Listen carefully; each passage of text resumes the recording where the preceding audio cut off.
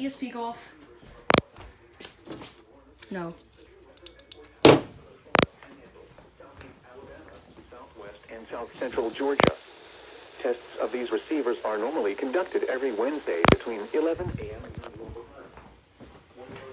9 severe weather in the area on Wednesday, with tests postponed until the next available non-severe or non-hazard day. Reception of this Did you go off? No. will vary at any given location.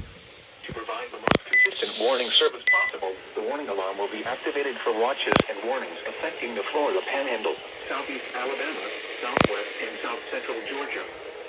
This concludes the weekly test of the NOAA Weather Radio Warning Alarm and an Emergency Alert System for the entire county warning area service by the Tallahassee Weather Forecast. So you didn't go off and you're still going to do check OP, huh? Yay.